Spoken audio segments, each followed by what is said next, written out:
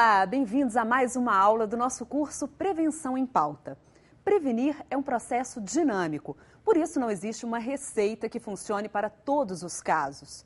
Segundo o Ministério da Saúde, prevenir é planejar e implementar ações que ajudem a diminuir os fatores de risco e aumentar os fatores de proteção. Mas você sabe quando essa prevenção começa? O caminho para a prevenção, em alguns casos, está traçado na lei.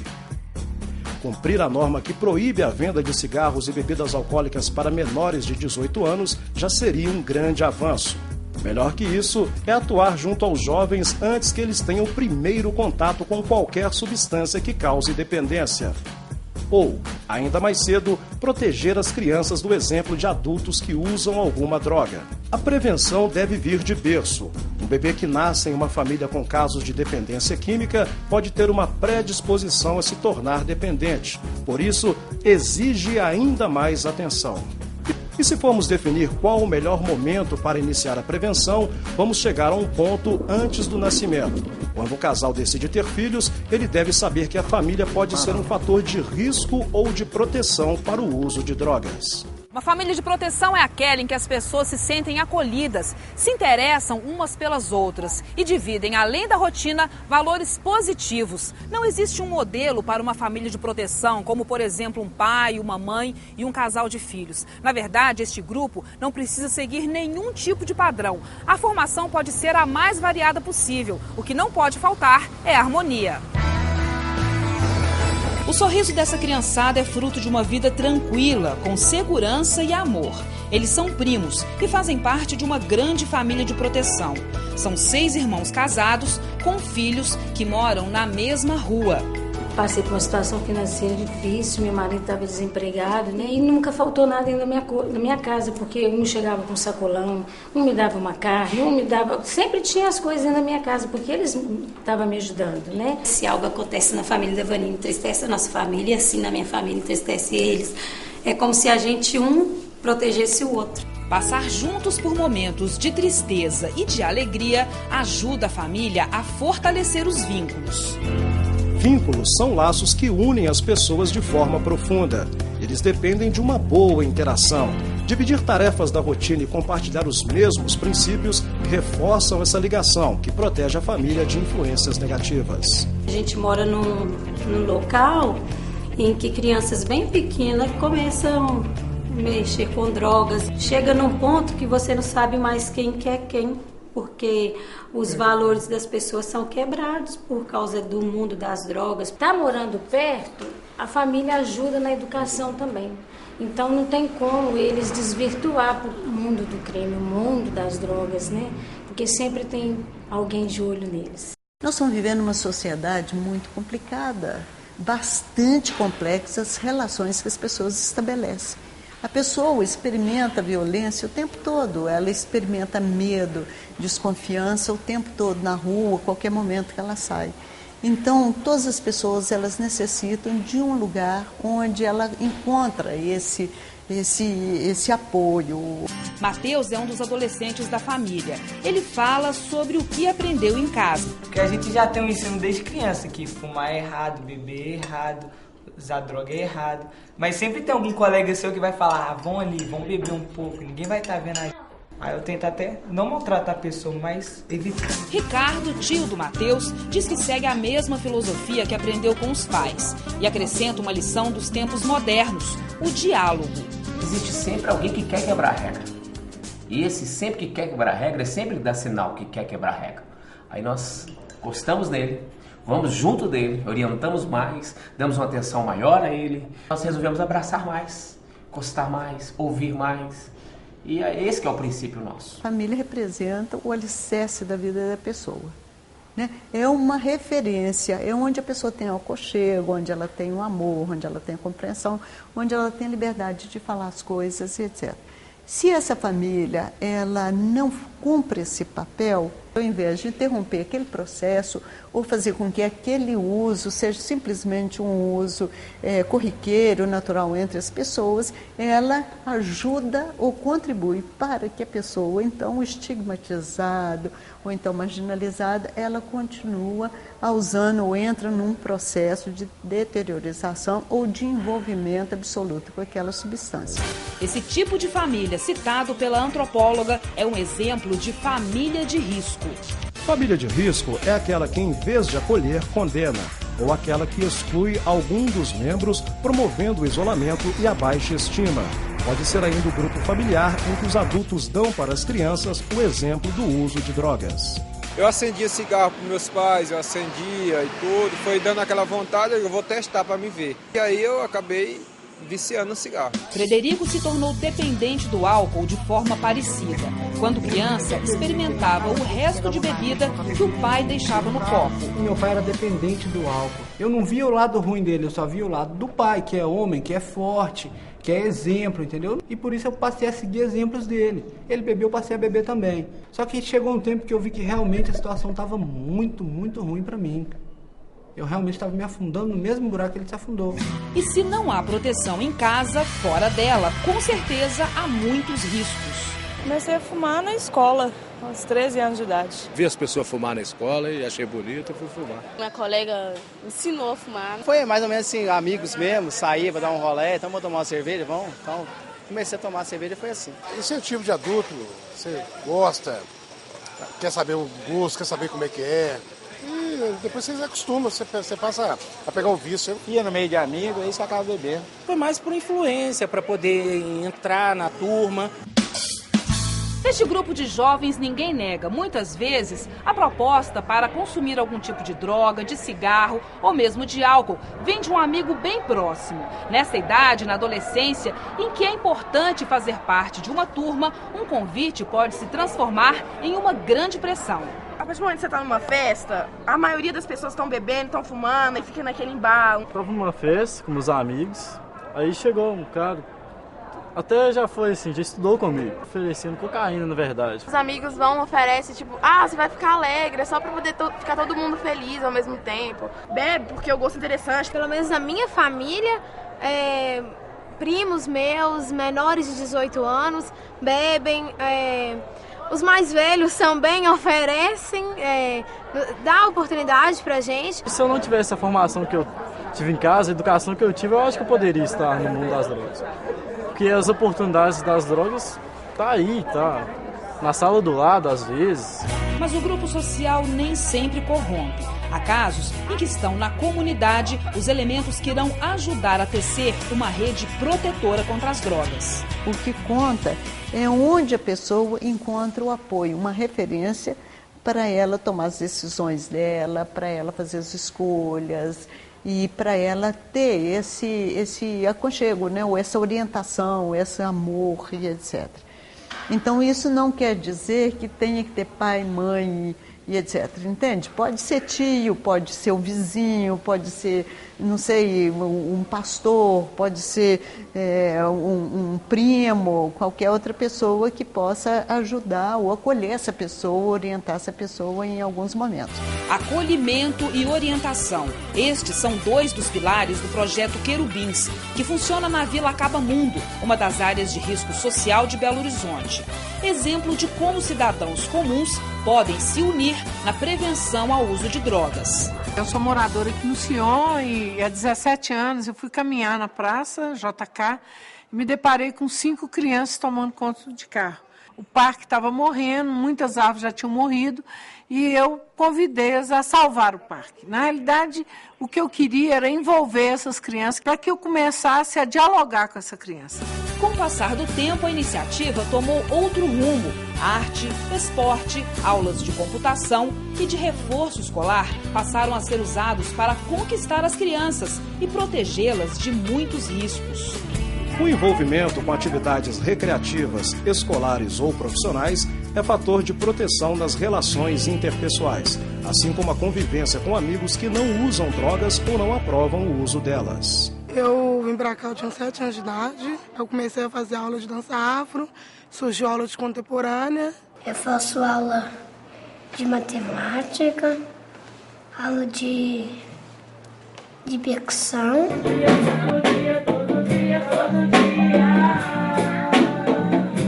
Leonardo de Lima é coordenador de artes. Rita de Cássia é a professora de dança afro. Os dois entraram no projeto quando eram crianças, junto com outros amigos da comunidade que abandonaram os querubins e escolheram um caminho diferente.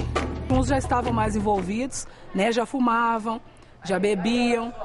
Infelizmente foram para o outro lado, né? Eu tive amigos que infelizmente não estão mais hoje nesse plano espiritual aqui, né? Que infelizmente se deixaram envolver por drogas, outros estão presos. As crianças conhecem essas histórias e já se deram conta da responsabilidade que têm. Se eu não estivesse aqui, eu podia estar em outro lugar fazendo coisa errada, fumando droga, bebendo. É o que ensina a ser uma pessoa melhor, não fazer esse tipo de coisa, matar, roubar. Nenhum ser humano veio aqui à Terra para ser infeliz, para ser mal-sucedido. Ele veio para ser bem-sucedido. Mas cabe a nós, adultos, e pessoas que se envolvam com a educação, que se preocupam com esse jovem, nortear esse caminho. E quem sabe, nesse caminho, surge um talento. Eu comecei a fazer o violino com 9 anos de idade. Se eu seguir carreira, eu vou gostar muito, porque vai ser muito importante. Eu vou poder viajar para outros lugares que eu sempre quis viajar, sabe? Conhecer a Espanha, França, Itália.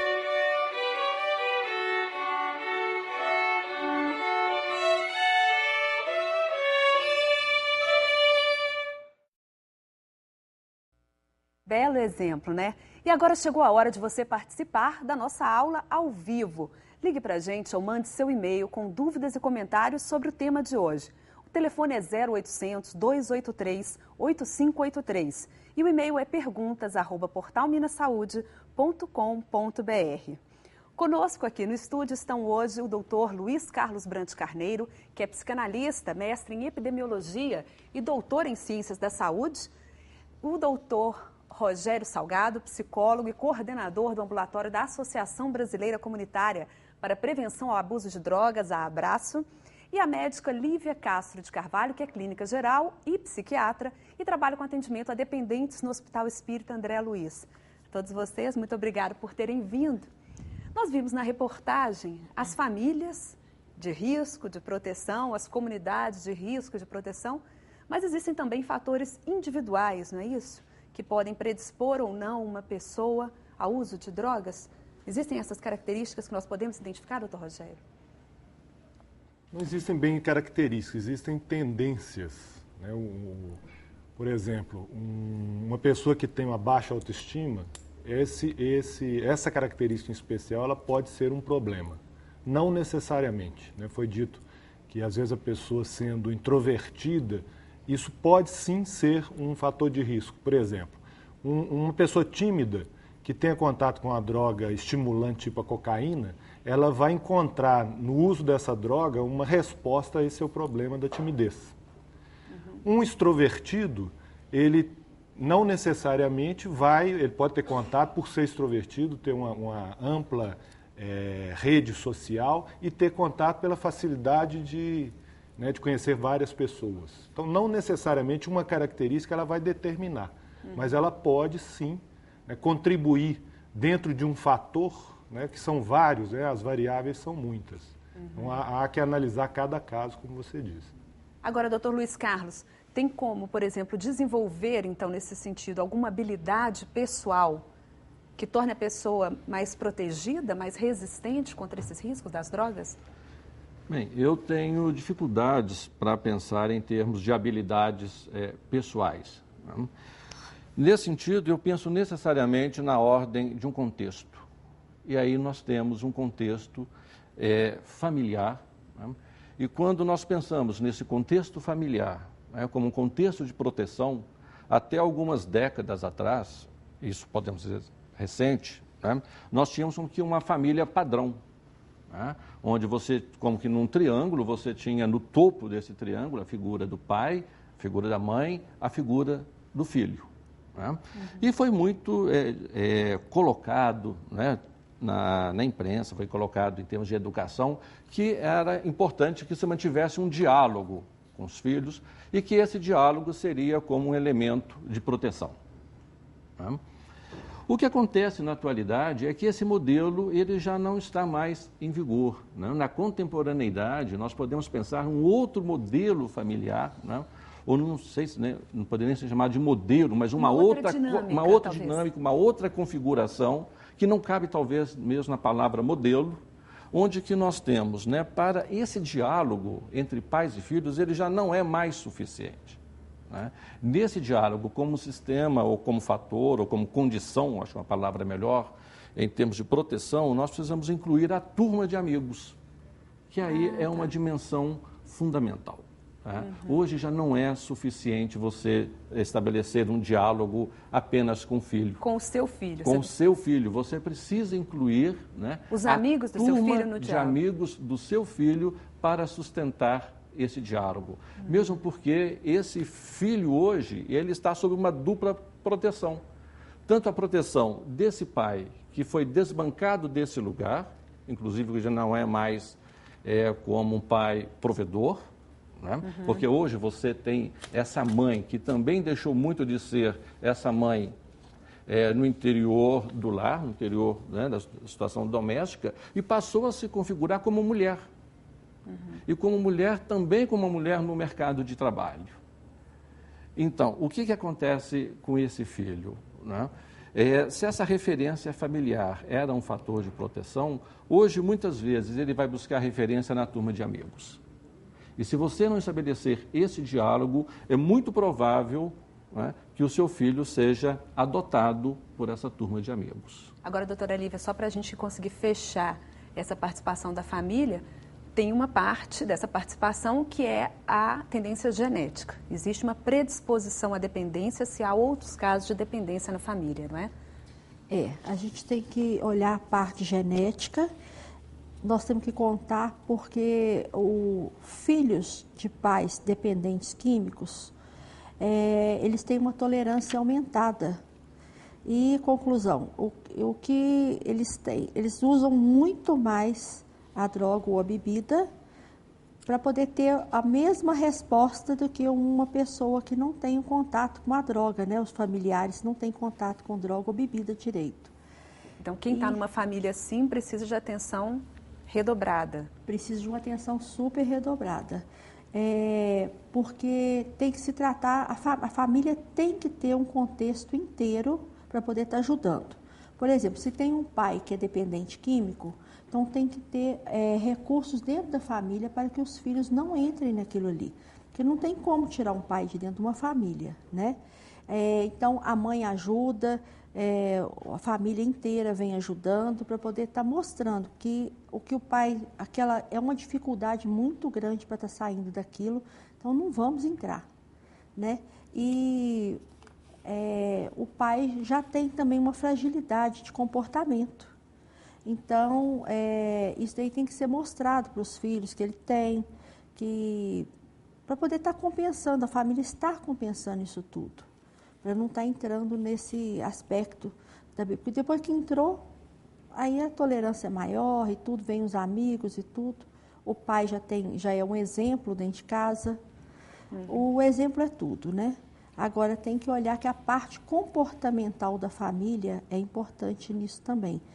Não é só predisposição genética, não. Quer dizer, todo pai dependente químico, os filhos vão ser? Não.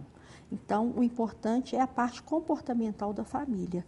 Por isso que a prevenção é importante. Pois é, nós vamos falar muito sobre isso ainda. Nosso programa está só começando, mas nós vamos fazer agora um breve intervalo.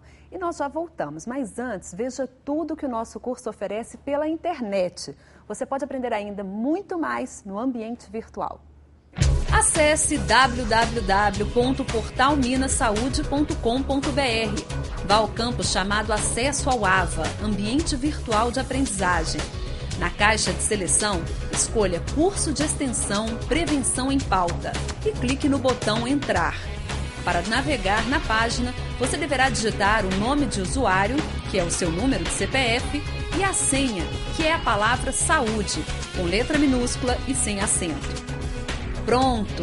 Aí estão disponíveis aulas interativas, textos complementares, atividades, vídeos e um fórum para você compartilhar suas dúvidas e considerações com um tutor e com sua comunidade de aprendizagem.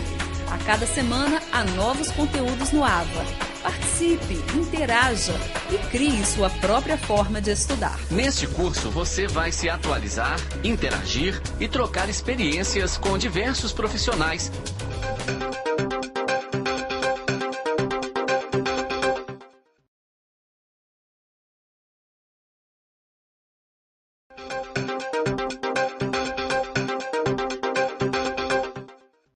Existem muitos motivos para se investir na prevenção. E um deles é o impacto que o uso de drogas, lícitas ou ilícitas, provoca no setor da saúde. Para se ter uma ideia, 20 de cada 100 pacientes tratados na atenção primária bebem em um nível considerado de alto risco. Veja outros dados que mostram a dimensão desse problema. 10% de todos os casos de adoecimento e morte estão associados ao consumo de álcool. 26% das pessoas que dão entrada em serviços de pronto-socorro beberam antes.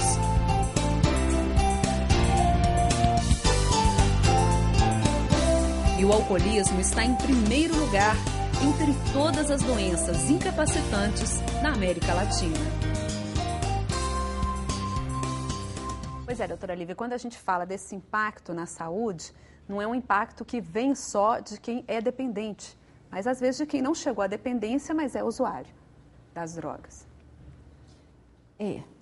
Nós temos uma dificuldade que é o seguinte, o dependente e o usuário que tem uma comorbidade clínica, eles têm dificuldade a aderir a tratamento, né? Tanto a tratamento para desintoxicação, né? Para poder estar mantendo ele, para livrar de fissuras e outras coisas, como da patologia mesmo, o hipertenso, porque eles não têm uma adesão, eles não têm um comprometimento com o tratamento. Eles querem estar afastados do médico, né? Estar afastado do tratamento, das terapias, até que a gente consegue abraçá-los, né? E trazer para o tratamento. Então, a comorbidade clínica tem uma piora com o uso da droga ou do álcool. Vamos traduzir aqui, comorbidade. É o quê? Por exemplo, essa doença associada ao uso da droga, é isso? Sim ou não? Vamos supor, um diabético, por exemplo, que não tem nada a ver, usuário de droga, não tem nada a ver, ele é diabético só. Ele usa as drogas, ele piora o quadro da diabetes, a bebida, ele tem uma piora do quadro da bebida. Aí, é um ciclo vicioso. Você usa, piora o quadro clínico. Você piora o quadro clínico, você está piorando o quadro psiquiátrico dele, da dependência e de tudo mais. E a dificuldade que a gente encontra é mesmo a adesão do paciente ao tratamento. Quais são as principais áreas do corpo, tirando os transtornos mentais, mas as principais áreas do corpo atingidas pelo uso de drogas? Podemos citar, por exemplo, a senhora está falando da hipertensão, do diabetes, o álcool prejudica o controle dessas doenças. O álcool, vou falar do álcool. O álcool nós temos, desde que ele entra na boca até no pé, a gente tem alteração. E aí começa, na boca, por exemplo, a diminuição das salivas, elas são umas enzimas que elas mantêm a bactéria, elas têm um pH normal, estou dando só um exemplo. Tem um pH normal, que ali as bactérias são inativadas. Com o uso da bebida, aquilo ali altera todo o pH da boca. Então, predispõe a cáries. Predispõe a cáries e doenças da boca, câncer de orofaringe e tudo. E assim é o resto do corpo inteiro. Tem a parte hepática, que é afetada pelo álcool. Isso. Olha, principalmente, o que a gente mais tem, que interfere muito na clínica, que são as doenças principais encontradas em pronto-socorro, são as doenças cardiovasculares, hipertensão, a diabetes, né, no caso de pacientes que têm pancreatites crônicas recidivantes, que desenvolve uma diabetes, né, O paciente que já é diabético em si, com o uso da bebida, ele piora o quadro da diabetes, né? Os cânceres, que podem desencadear a bebida, e as outras drogas podem desencadear câncer, alterações neurológicas, polineuropatias. Então, aumenta o custo para a saúde, né? Aumenta o índice de gente dentro de um pronto-socorro. Então, era um quadro que tem que ser mais preventivo. A conscientização do paciente sobre o que é, por isso que quando eles chegam no nosso serviço, o que nós fazemos? Primeiro, uma avaliação clínica, vamos consertar tudo que está errado. Segundo, a conscientização. Olha, se você beber, vai acontecer isso, pode acontecer isso. E o que eles mais temem, né, a parte da potência sexual, principalmente homem. Então, a gente trabalha muito essa parte toda, a alteração da cognição. Então, eles têm medo de perder a razão deles, a crítica, né, o insight. Nós trabalhamos muito isso, a conscientização. É isso, doutor Luiz Carlos. E esses danos que a doutora Lívia está falando são danos que seriam preveníveis, não é isso? Bem, é importante, né, pensarmos um pouco e fazer uma reflexão aqui acerca dos limites e das possibilidades em termos de prevenção, né? Não há dúvida nenhuma que a prevenção é uma dimensão fundamental, né? Mas quando estamos falando de prevenção, nós estamos falando ainda no domínio da patologia, no domínio da doença, né? Se estendermos um pouco mais esse conceito, né, de modo que ele possa abarcar a categoria da promoção da saúde, nós estaremos agora colocando um foco não mais nas situações de doença ou condições patologizantes ou chamados fatores de risco, porque ainda permanecemos nessa situação patologizante. Nós vamos agir antes. Quando caminhamos para a promoção da saúde, nós estamos caminhando para que possam ser construídas, e essa construção ela é necessariamente da ordem do coletivo. Se você pensarmos desde a família como um coletivo, se pensarmos na comunidade, possamos estar criando, né, de modo que o próprio usuário, a família e a própria comunidade possam ser corresponsáveis por essa situação que está ali em evidência e que de alguma forma ela se mostra. E quando nós temos esses atores sociais trabalhando conjuntamente com os profissionais da saúde, trabalhando, por exemplo, com um curso como esse do canal Minas Saúde, nós conseguimos, né, em termos de uma amplitude, né, nós conseguimos em termos de uma população que também ela está envolvida e se vê numa condição de responsabilidade. Portanto, essa responsabilidade não é apenas de um sujeito, que nós estaríamos fazendo uma culpabilização do sujeito, e não podemos colocar essa responsabilização inteiramente também na mão do Estado ou na mão de profissionais da saúde. Então, é importante que haja aí uma corresponsabilização. Pois é, nessa corresponsabilização, doutor Rogério, que o doutor Luiz está falando, nessas doenças associadas, a doutora Lívia falou, quer dizer, para tratar as doenças associadas, para tratar tudo isso de forma em rede, de forma preventiva anteriormente, tem que parar com a estigmatização, né? Que o uso de álcool, de drogas é uma coisa para um dependente, viciado e fraco. Não, o uso pode não ser dependência e ele tem milhares de consequências. A estigmatização dos maiores problemas nessa área, né? Gostaria de completar que, além da comorbidade clínica, nós enfrentamos as comorbidades psiquiátricas, né? Principalmente depressão, transtornos ansiosos. Então, é muito comum, tem um estudo da Associação Brasileira de Estudos do Álcool e Outras Drogas, a BEAD, que aponta, em média, 75% as comorbidades psiquiátricas presentes na maioria dos dependentes químicos, esses que frequentam o serviço de saúde. Então, na verdade, há uma variável aí que é o sujeito, né? Como se trabalhar com esse sujeito? Ele traz o estigma, ele traz muitas vezes a ausência da motivação para melhora, né? É um paciente curioso que chega dizendo de uma doença, mas ele age como se ele não quisesse se recuperar dessa doença muitas vezes. Então, uma boa avaliação, uma boa intervenção, ela leva tudo isso em conta. Todos esses fatores têm que ser levados em consideração. Atualmente, percebe-se, principalmente quando do surgimento do crack, né, da intensificação desse sintoma social, vamos chamar assim, a necessidade de se implicar diversos profissionais. Antigamente a gente trata, no início da Abraça, há 20 anos, quando eu atendi o usuário de maconha, né, era aquele atendimento dentro do consultório, dali para casa, uma vez por semana. Hoje em dia a gente envolve um psiquiatra, envolve um terapeuta ocupacional, assistente social, né? As intervenções são várias, você tem um gerente de caso, alguém que tem que identificar muitas vezes o momento que está passando, que intervenção que naquele momento está sendo aplicada antes funcionava, depois para de funcionar, ela tem que ser readaptada. Então há um contexto onde a análise e a participação de muitos ela é fundamental. Bom, pois é.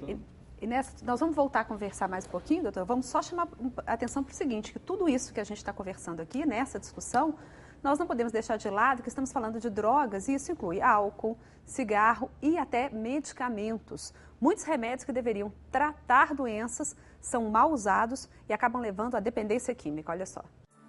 Há 25 anos, Juliana toma todos os dias um tranquilizante para dormir chamado clonazepam. Hoje eu faço uso dele, mas o que acontece? Para mim é como se fosse um anticonvulsivante, mas você levanta cansada, com sonolência, fadiga, dificuldade de concentração, a sua memória vai sendo prejudicada. Esses são alguns dos efeitos colaterais do clonazepam, um tipo de benzodiazepínico. Esses remédios diminuem a tensão e são chamados de ansiolíticos. Quando usados a longo prazo ou em altas doses, podem causar dependência. As pessoas, às vezes, criam dependência desses medicamentos, porque o ansiolítico ele não deve ser usado como, por exemplo, uma pessoa que está ansiosa num período da vida, de um período de distúrbio, de estresse e que não está dormindo e vai tomar um ansiolítico, ele vai criar dependência desse ansiolítico. Por causa dos riscos, os benzodiazepínicos só podem ser vendidos sob prescrição médica e com retenção de receita.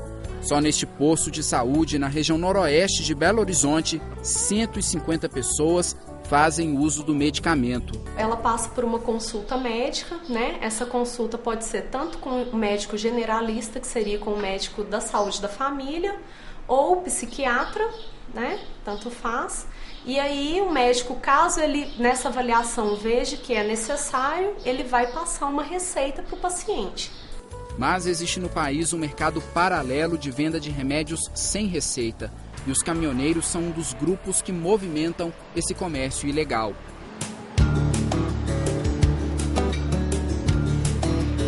Eu tinha que chegar num lugar, num destino, para descarregar a carga.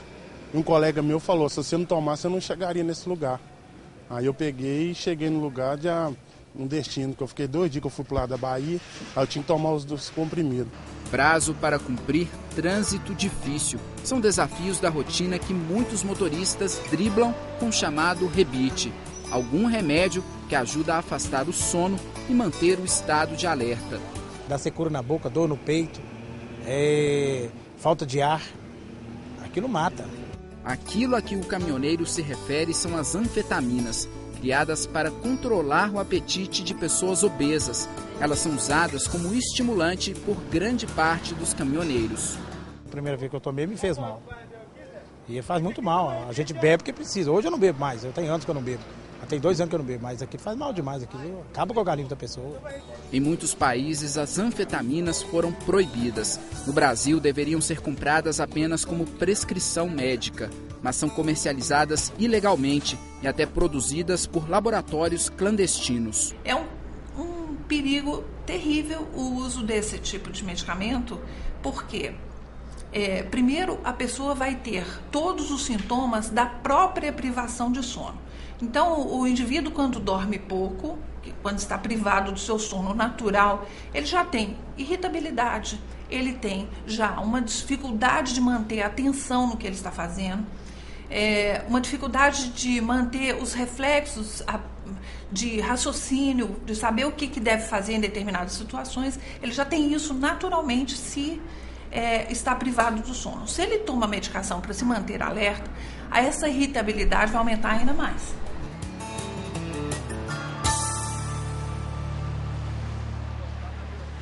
Pois é, as anfetaminas provocam também aumento da pressão arterial, aumento dos batimentos cardíacos e têm sido usados, além de pelos caminhoneiros, que nós vimos na reportagem, também por um grupo muito frequente, que são as mulheres, com um objetivo estético, né, e não da obesidade. Aí eu interrompi o senhor, doutor Luiz Carlos. Quer dizer, lembrar do aspecto dos medicamentos é mais um motivo para essa abordagem ampla, né? Porque quando a gente fala de drogas, a gente não está falando daquela pessoa que perdeu tudo. Né? A gente está falando da pessoa que está com a gente, na nossa família, na nossa casa e se viciou num remédio para dormir. Ah, você está passando uma fase difícil, teve uma perda, toma aqui esse remedinho. Não é assim que é para ser usado, né? É mais um motivo para essa prevenção ampla. E lamentavelmente, né, o que nós temos visto na atualidade, que há um verdadeiro tabu no que diz respeito à manifestação do sofrimento. Nós vivemos uma sociedade hoje que, em vez da manifestação do sofrimento, ela tem aparecido sob a forma de dor, né? E há uma clinicização, né, ou uma patologização de situações que são próprias do mundo da vida e que são transformadas em patologias e logo em seguida com uma medicalização. A gente não anda suportando muito a dor, né? A gente não anda suportando muito a vida. Qualquer coisa já recorre a uma... Nós temos dificuldade hoje de manifestar o sofrimento, por exemplo, de dizer, em vez de dizer como você está, estou triste. Né? Não se diz mais estou triste, diz estou deprimido. Né? O cansaço, você não pode manifestar cansaço, você manifesta uma performance sempre bem. Então, alguma coisa que possa manifestar esse sofrimento, aí passa por uma fadiga crônica. Né? Consequentemente, o que acontece? Há nessa medicalização, por assim dizer, daquilo que é próprio do mundo da vida, faz com que o chamado efeito farmacon, né, que é essa diferença entre o remédio e o veneno, é muito pequena. Né? Isso acontece, por exemplo, em relação às anfetaminas. Né? Nós estamos hoje na Escola de Farmácia da UFMG pesquisando o cloridrato de metilfenidato, né? Que hoje tem sido...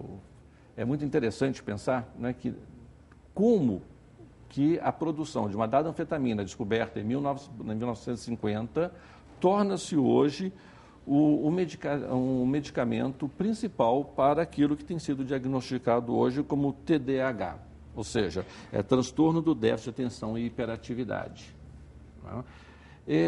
Não vou entrar na polêmica da existência ou não do TDAH. Mas o que é importante estarmos aqui discutindo é exatamente o uso que tem sido feito do metilfenidato, que é exatamente esse uso para, por exemplo, aumento de produtividade em crianças em escola, que tem sido utilizada hoje no meio universitário como uma forma, muitas vezes, de você varar à noite, você defender teses, você publicar como exigência. Você tem visto isso também sendo utilizado por executivos. Né? Doutora Olivia, a senhora e o doutor Rogério, que atendem pessoas diretamente ligadas à dependência, veem, registram que um uso que começa dessa forma pode acabar com o uso de drogas ilícitas lá na frente? Com certeza. Tem medicamentos que começam... Por exemplo, tem o tabaco, a maconha que o pessoal está querendo, né, regularizar. Começa uma maconha que o pessoal usa, não estou falando nem medicação, uma maconha que eles querem falar que a maconha tem um uso terapêutico. Tem, restritíssimo, né? E a maconha não fica só na maconha, vem com outras drogas atrás, né? Então, o uso dos benzodiazepínicos, por exemplo, muito usado para dormir, que ninguém suporta ficar sem dormir à noite. A automedicação é muito grande. O médico passa a medicação para 60 dias, aquela medicação não dura nem 20 dias, porque eles se automedicam. Então, em vez de tentar resolver o problema com terapias, resolver o que está acontecendo dentro, resolver o problema emocional de uma outra forma, não busca como uma fuga, ele já vai vir numa fuga, dali vai puxando outras coisas, porque as pessoas não ficam só naquilo, né? Doutor Rogério, talvez essa liberalidade, essa aceitação dos medicamentos, ela chega lá nas drogas lícitas, no uso pesado, ela chega a influenciar? Certamente. Nós fizemos um estudo em 97 nessa conduta do Belo Horizontino de se medicar, automedicar. E encontramos índices 4 vezes maiores do que os países da Europa, por exemplo. Tem um estudo interessante americano que faz uma comparação sobre um item de pesquisa que tem sido muito utilizado, que é o uso na vida, que é a experimentação. Eles fizeram um estudo em que eles perguntaram a pessoas que tinham uso na vida de álcool ou tabaco se elas haviam experimentado maconha. E é um grupo de controle que não tinha uso na vida de álcool e tabaco, se elas haviam experimentado maconha. O grupo que tinha a experimentação do álcool e tabaco experimentou 32 vezes mais maconha do que o que não tinha uso na vida de álcool e tabaco. Eles repetiram essa pesquisa com a cocaína, pegando um grupo de uso na vida de maconha, um grupo controle que não interessava álcool e tabaco, mas que não tinha uso de maconha. Esse grupo usou cocaína 104 vezes mais do que o outro. Não quer dizer que a pessoa que bebeu ou fumou vai experimentar maconha. Que é certo que isso vai acontecer. Mas nos grupamentos humanos de uso de álcool e tabaco, você vai muito mais facilmente encontrar usuários experimentadores de maconha, certamente. A mesma coisa valendo para a cocaína.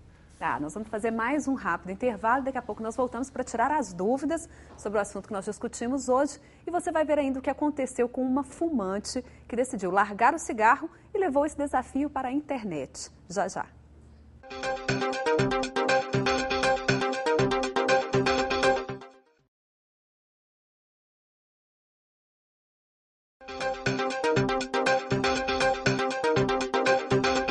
Estamos de volta agora para tirar as dúvidas do nosso público, dos nossos alunos. Chegou uma pergunta do Rio do Garcia, do município de Minduri. Ele pergunta uma coisa que tem a ver, doutor Luiz Carlos, com o que o senhor estava falando. Se as pessoas deprimidas ou com traumas estão mais predispostas ao uso de drogas. Bem, em termos de depressão, eu tenho uma série de questionamentos dos estudos que eu venho realizando